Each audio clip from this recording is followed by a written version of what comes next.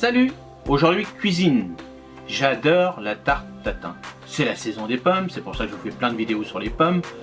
Faites bien de la cuisine avec les produits de saison. Donc là c'est les pommes, surtout je suis normand, donc les pommes, ça nous connaît les normands.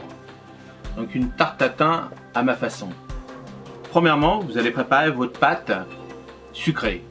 Donc la farine, le beurre, le sucre et un œuf. Cette pâte, avec la quantité que je vous ai donnée, vous allez pouvoir la couper en deux puisque cette recette est pour 4 personnes.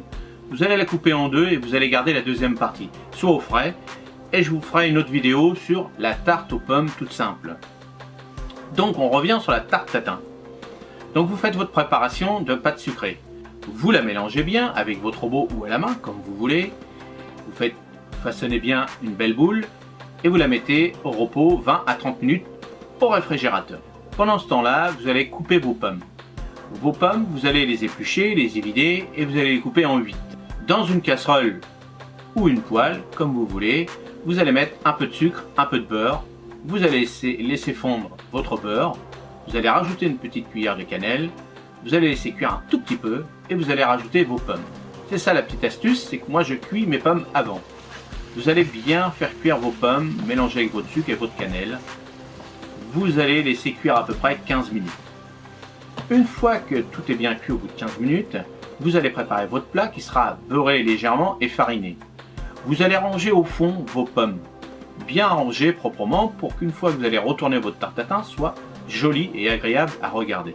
Une fois cela fait, vous allez sortir votre pâte, vous allez dresser, étaler, faire un cercle, la dimension de votre plat.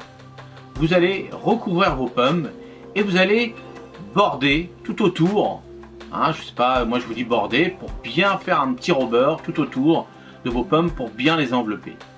Vous allez mettre un petit coup de couteau ou un petit coup de fourchette pour faire évacuer un peu la vapeur et vous allez mettre ça au four à peu près 25 à 30 minutes à 180 degrés.